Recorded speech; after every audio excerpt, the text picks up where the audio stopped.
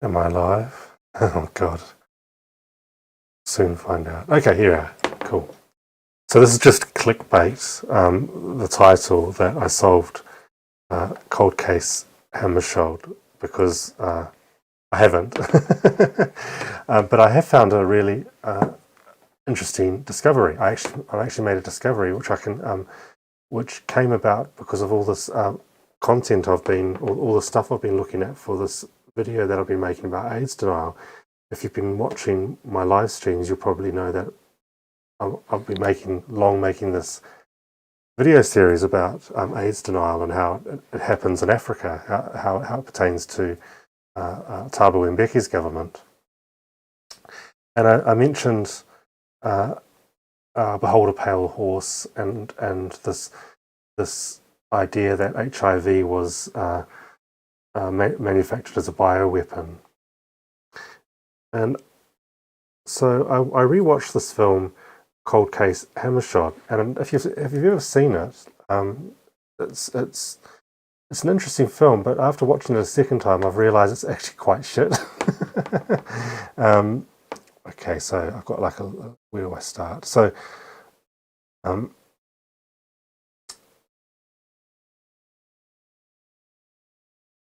so it's this guy. It's the Swedish filmmaker guy, and he's looking for. He's trying to solve the mystery of the death of this diplomat who's a Swedish diplomat called Dag Hammarskjöld, whose plane was shot down in Africa in the 1960s, and then he finds himself embroiled in this other story about this guy Keith Maxwell, and it's an intriguing story. It's all he's on the trail. And it's about Keith Maxwell is a mysterious mercenary, and he runs this group in apartheid South Africa who, as it transpires, supposedly helped spread HIV amongst the black population of South Africa. He finds this person who gives what's presented almost as a smoking gun to this, and I'm just going to play you the bit.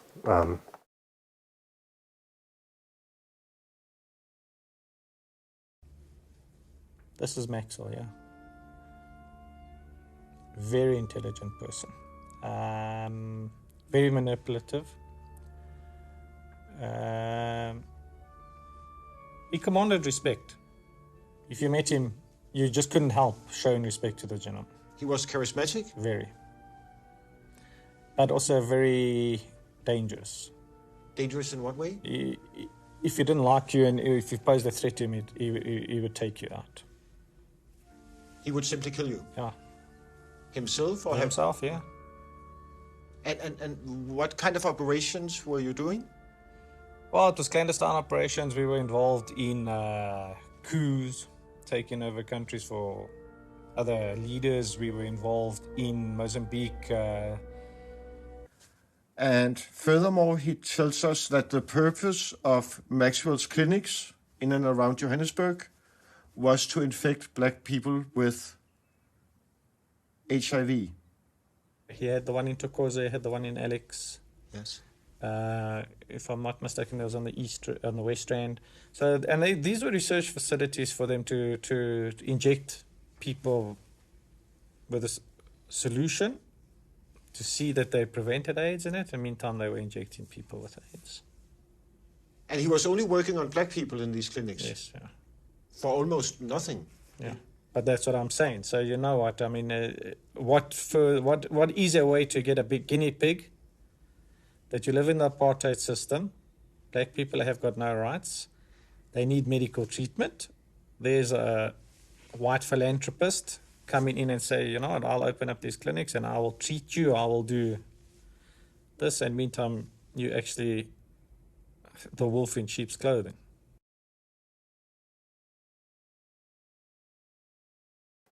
So, this photo here is apparently the only known photograph of Keith Maxwell. Was presented as the only known photograph of Keith Maxwell. And this clip you just saw of this guy talking about people in apartheid, mercenaries spreading HIV through vaccinations.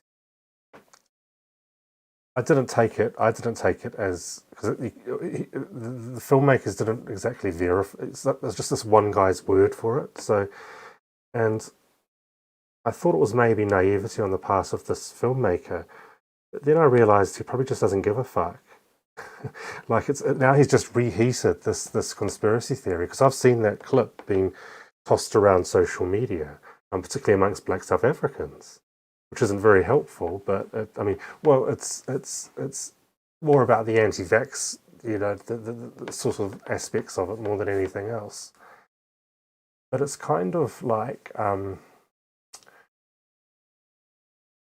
I read a New York Times article where it's in fact I'll find it. Do I have it? Yes. Here it is. So where I'm glad I had my suspicions here, because that I think I had my suspicions were a bit confirmed when I read this New York Times article where they investigated this claim, and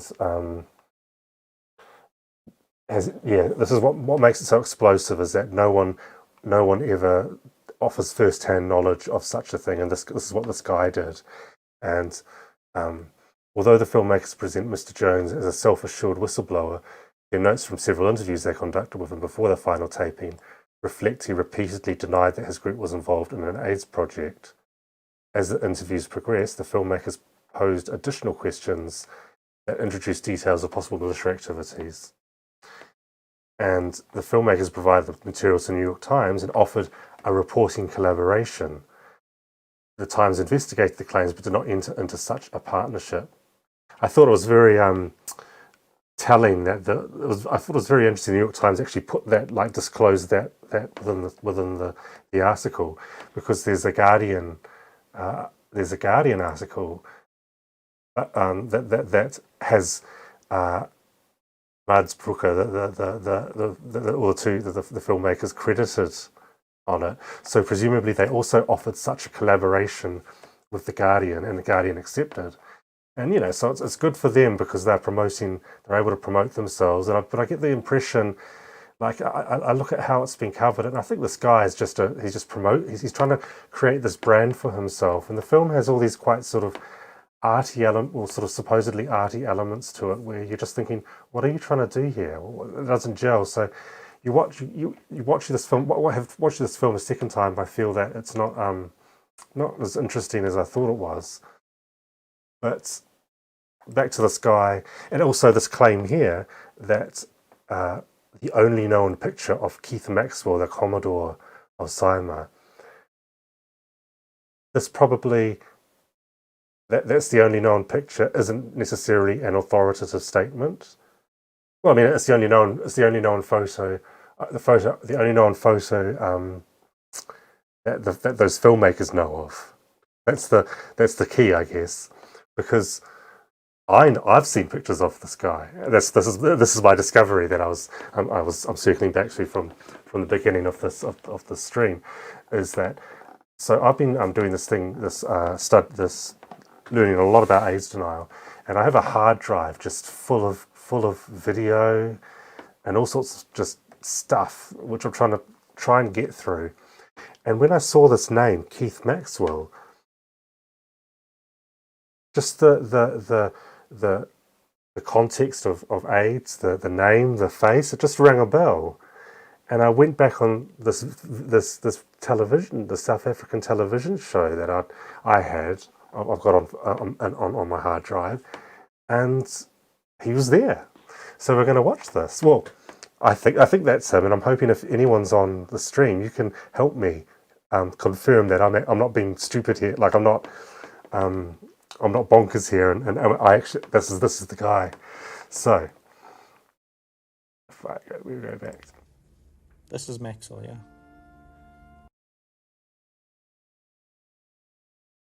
Yep. So just for context. So this television show is also is just nuts in its own right. So if you don't know anything about what was happening in South Africa in the mid-2000s, there was official HIV denialism, AIDS denialism on the part of the South African government. It was an extraordinary time, and you'd get stuff like this on television, and this is just this. You watch this, and you're like, "Wow, they're asking the public to vote on science." Like this must be what Jordan Peterson like dreams about when he thinks about postmodernism and all that shit. So here we go. We will come back after the break. Remember to call during the break and cast your vote. Are ARVs the most effective treatment for HIV/AIDS? Have your say. Phone or SMS us the word yes or no to 083-920-3001, and we'll have the final results at the end of the show. We're back with this explosive debate after this.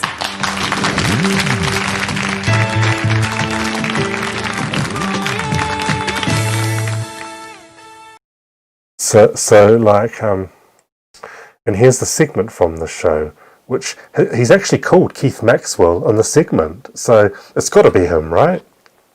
Perhaps one of the biggest reasons to be suspicious of ARVs is the questionable behavior of pharmaceutical companies. AIDS is a big business, and a cheap cure won't reflect well on year-end profits. Dr. Maxwell is a scientist who believes he has found an effective treatment for HIV/AIDS, but he has had to mortgage his house to prove it works. His machine kills opportunistic viruses by delivering treatment directly to cells through particle transfer technology. Clinical tests prove that it works. What's more, it's cheap and safe. Are antiretrovirals the most effective treatment for HIV and AIDS? It wasn't developed for AIDS. It was developed as an anti-cancer drug, and then it was shelved until recently, when it suddenly became the anti-AIDS drug. We've had here a patient who had treatment with ARVs. He had been treated for a long time.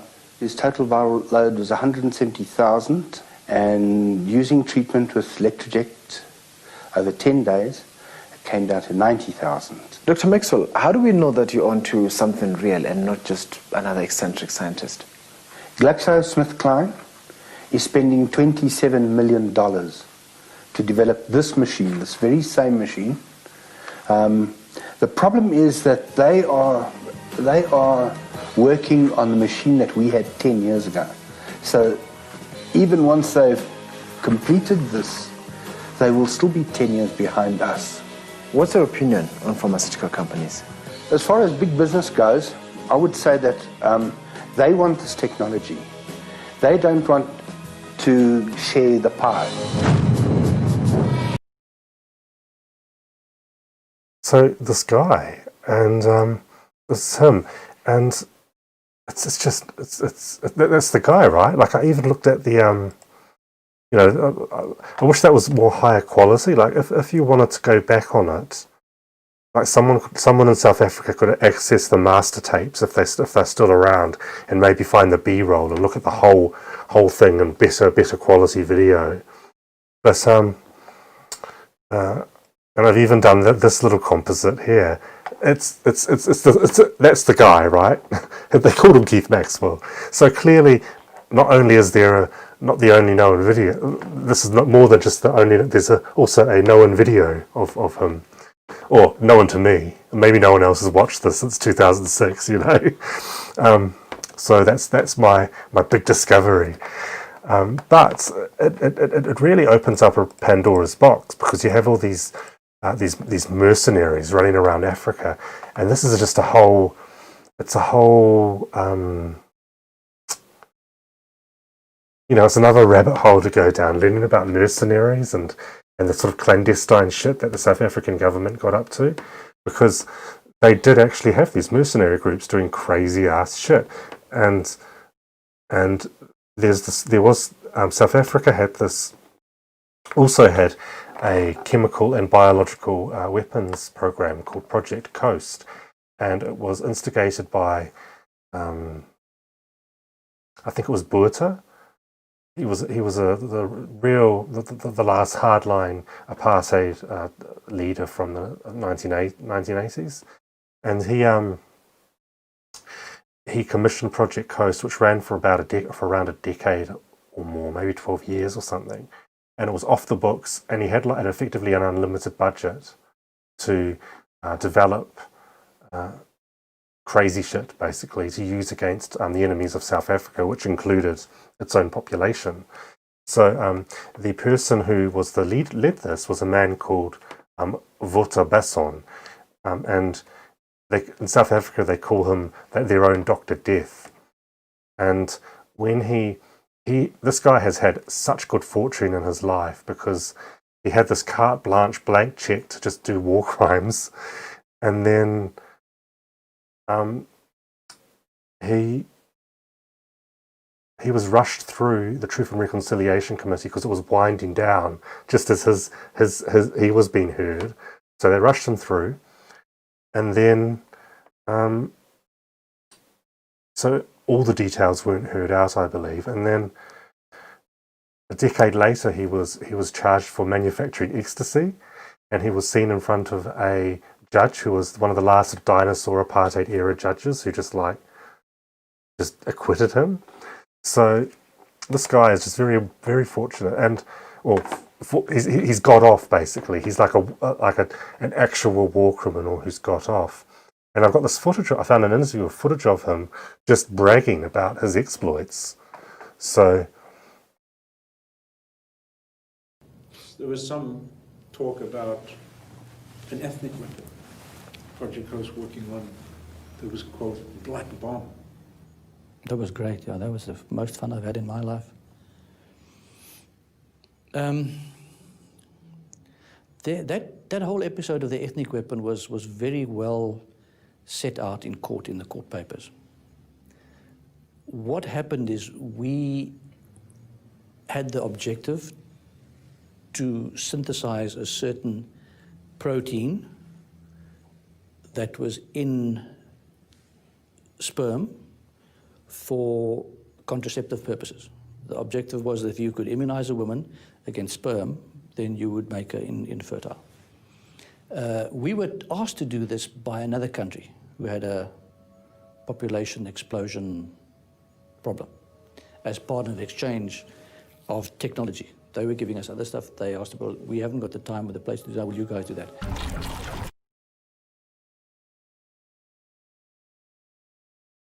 the problem here is you don't know whether to believe him or not.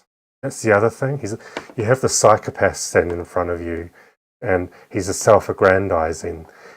And much like the guy earlier, he can just say because there's no documents or there's no. He can say anything he likes without there being any real verification for what he's saying. And so, in that clip, if you didn't hear it properly, if you didn't quite catch what he was saying, he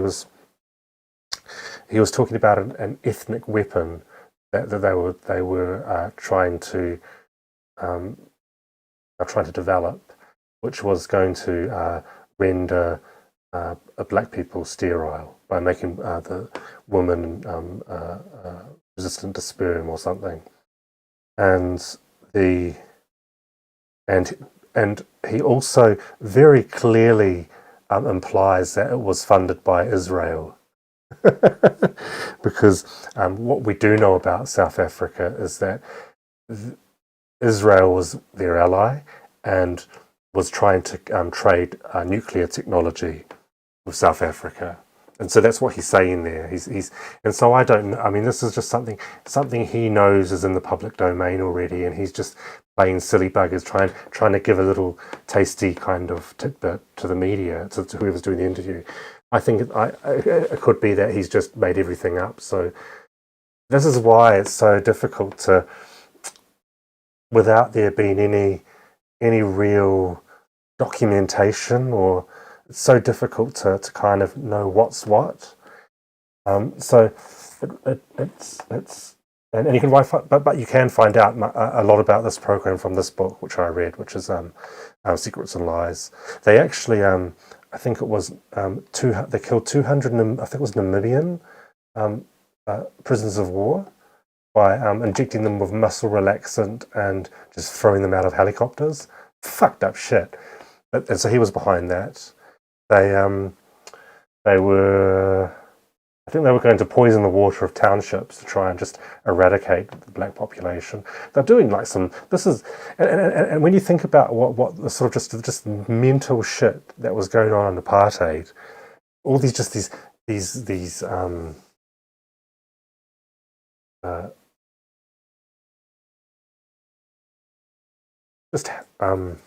I'm trying to find the appropriate word, cunts.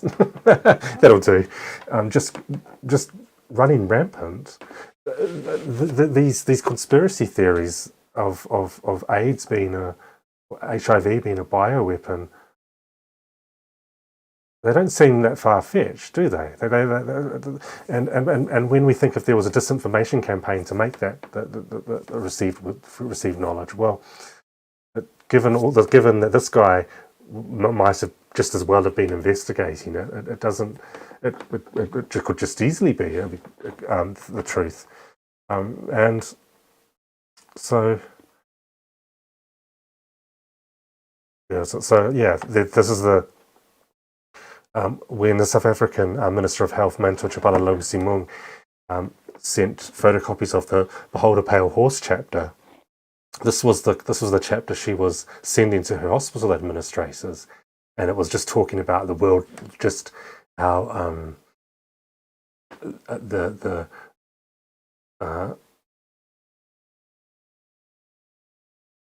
how the American government or the State Department made the AIDS virus and the HIV in labs, and because the guy who discovered HIV, Gallo, he worked in the lab at Fort Detrick, which used to be the base where biological and chemical warfare was developed in America before Nixon dismantled it. And this guy, Walter Basson, claims he was present in Fort Detrick. So already you have this kind of, it just almost seems like it could be absolutely true. You know, like that, if you're a South African and you learn about Project Coast, you learn that this guy was in an American base where they did manufacture biological chemical warfare, even if it was whether it's still active or not, doesn't matter, because the narrative is just so in alignment. It's incredible. So this is probably why it's one of the more powerful conspiracy theories, is that it's so difficult to, when someone could just make a movie like that guy just you know, and just someone stating it with a sense of confidence and authority is all that's required to just bring it back into everyone's conversations all over again. Truly remarkable. Truly remarkable. So yeah.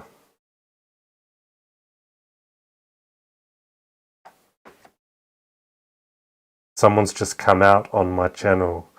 Hi, I'm gay. Unless that's your name. Your name is gay. Hi, gay. And Gmail says great content on my channel. Thank you, all five of you. So yeah, that ends.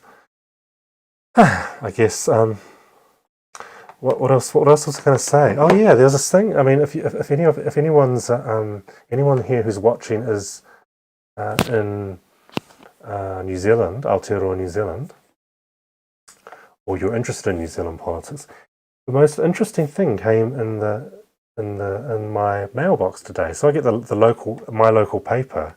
I took a photo of it just a few minutes ago, and it's this here.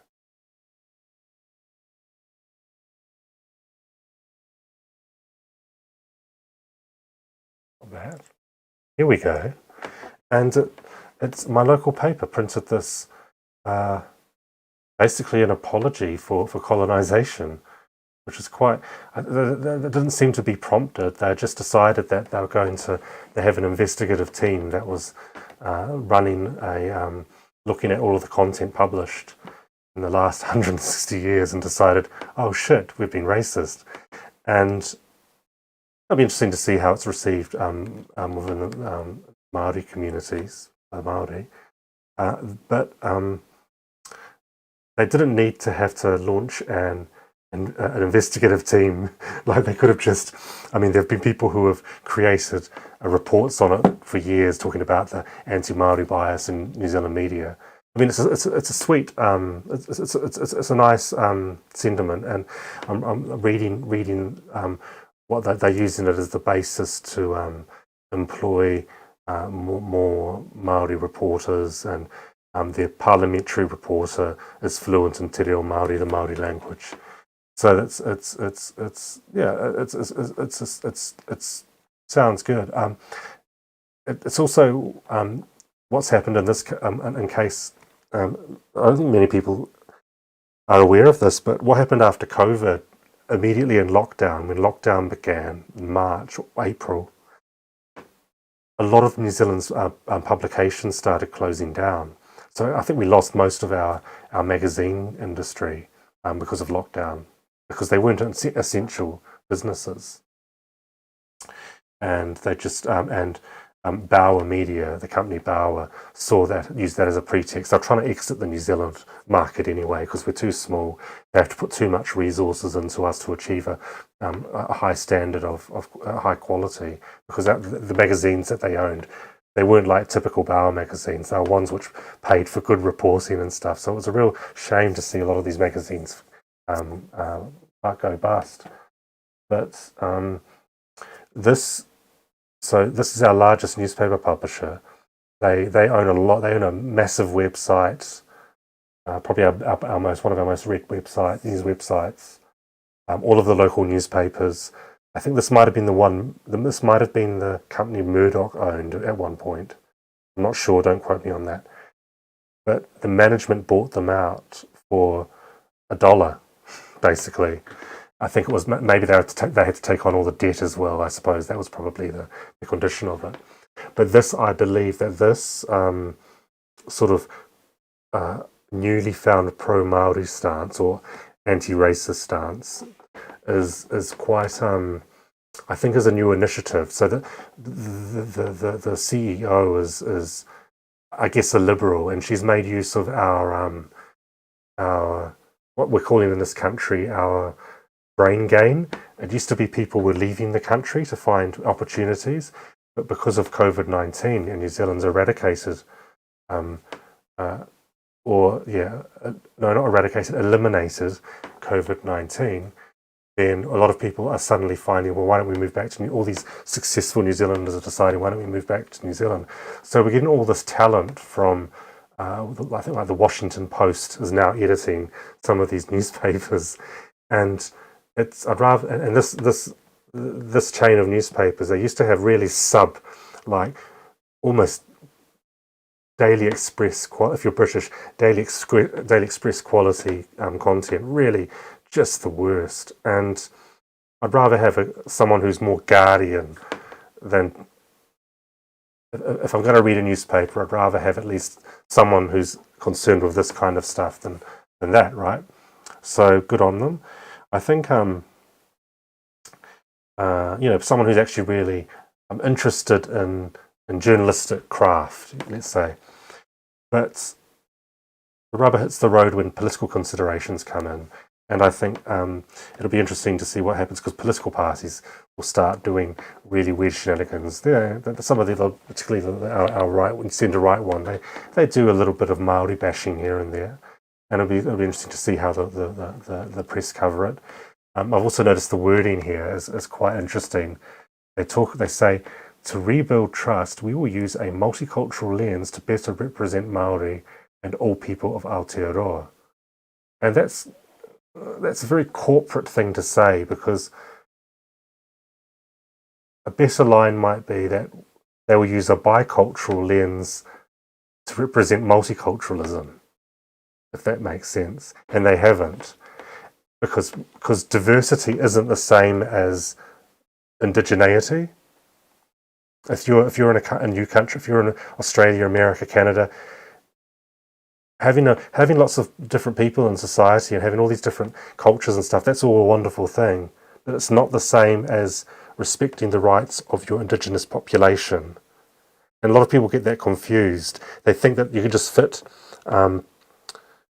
indigenous people in with every other sort of minority interest, and it's just not the same. So you can still have multiculturalism. That's a wonderful thing, but the by part comes first. So I should take priority. So I think that there's something a bit not quite. I'm not going to go all the way, let's say. So yeah, if that makes any sense. It is like 2 o'clock, by the way. So Gmail, what is my political background? Am I aligned to any political organisation or party? Well, not really. I'm just me. But you can probably, I think I've got on my channel, there's a, I talk about I give my thoughts on the Labour victory, and you can watch that video. And you can sort of gather my where I am with that. Broadly leftish. Probably one of these people, and I wake up as a social democrat and go to sleep a communist. You know, I vacillate. So I will. Yeah, it's 2 o'clock. I got to fucking sleep. Thanks for coming, you guys.